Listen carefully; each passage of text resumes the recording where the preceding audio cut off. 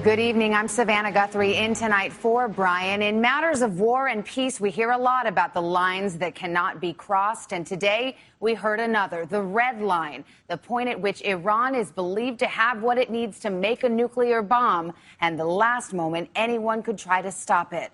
Today, with the world watching at the United Nations, the Israeli Prime Minister drew that line using the simplest of tools, a red marker, to make the gravest of points. We begin tonight with our chief foreign affairs correspondent, Andrea Mitchell.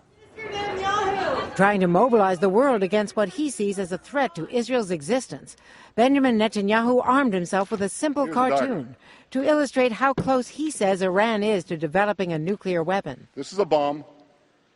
This is a fuse. A day after, Iran's President Ahmadinejad, from the same podium, called Israel uncivilized Zionists.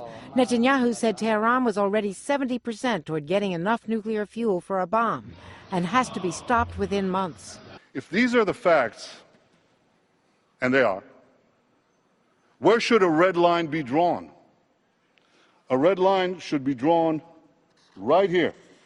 President Obama told the UN this week he thinks there is a way to avoid military action. America wants to resolve this issue through diplomacy, and we believe that there is still time and space to do so. But Netanyahu sees a much shorter deadline for a military strike. The big question is, at what point can we no longer prevent Iran from getting the bomb? And that is why, with a red pen, he drew that line. He was showing the world the point in which we may no longer be able to stop Iran from getting nuclear weaponry. As Netanyahu took the stage today, the president was 360 miles away, heading back to Washington from a campaign rally in Virginia Beach. The White House said too busy to meet with Israel's prime minister. Their relationship has been tense, even frosty, an issue Mitt Romney has tried to exploit.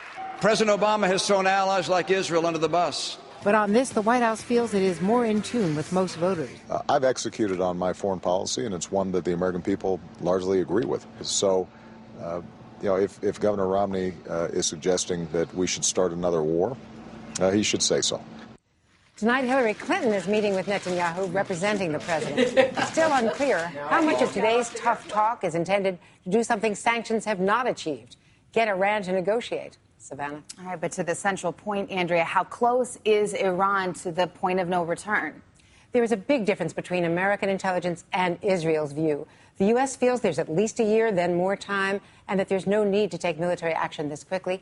Israel thinks it's much more imminent and wants the U.S. to be involved. Andrea Mitchell with the story tonight. Thank you.